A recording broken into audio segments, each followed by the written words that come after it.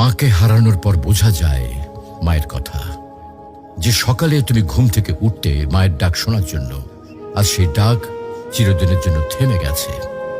যে হাতে তোমার জন্য খাবার বানাতেন, ভালোবাসা দিয়ে মাথায় হাত বুলিয়ে দিতেন, আজ সেই হাত মাটির নিচে। যখন মা বেঁচে ছিলেন তুমি হয়তো বলেছ, মা আমি ব্যস্ত আছি, মা পরে কথা বলবো। কিন্তু আজ তুমি সময় পেলেও আর সেই কথা শোনানোর মানুষটি নেই।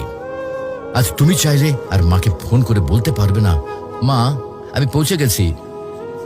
আজ তুমি ঘরে ফিরলেও আর কেউ দরজায় দাঁড়িয়ে হাসি মুখে বলবে না, টেবিলে খাবার রাখা আছে, খেয়ে নিস বাবা।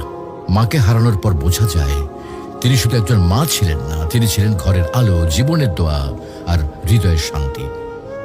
এখন বুঝতে পারো মা যে বারবার নামাজের কথা বলতেন, ভালো মানুষের সাথে চলতে বলতেন, এগুলো তোমার জন্য কত বড় উপহার ছিল। প্রিয় ভাই বোন, মাকে হারিয়ে আফসোস করার আগে কদর করো।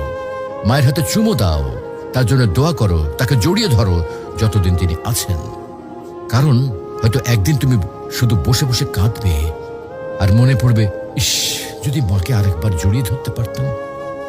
মাকে হারানো মানে পৃথিবীর সব থেকে বড় আশ্রয় হারিয়ে ফেলা।